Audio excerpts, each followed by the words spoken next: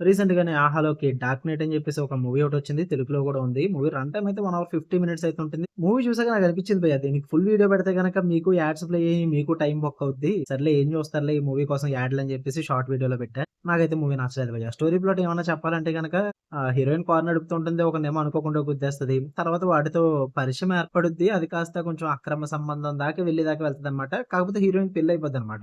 So, దీని మీద నడుస్తది ఈ కాన్సెప్ట్ అన్నది. ఓవరాల్‌గా వాళ్ళు మూవీకి ఇద్దామన్న మెసేజ్ ఏంటంటే, అక్రమ సంబంధాలు పెట్టుకోవద్దు. అంటే ఒంటరిగా ఉన్న లేడీస్‌ని టార్గెట్ చేసుకుంటూ కొన్ని గుంట నక్కలయితే వస్తుంటాయన్నమాట.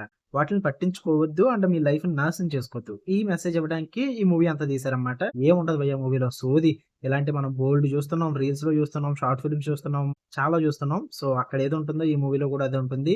2026లో ఇవ్వాల్సిన మెసేజ్ మూవీ అయితే కాదిది. చాలా ఔట్‌డేటెడ్ కాన్సెప్ట్ అండ్ చాలా ఔట్‌డేటెడ్ మూవీ అనమాట. ఇంతకు మించి చెప్పడం కూడా ఏం లేదు మూవీలో. చూద్దాం అనుకుంటే చూసుకోండి. ఆహాలో ఉంది. ఫ్యామిలీతో చూడొచ్చు. ఓకే. బై.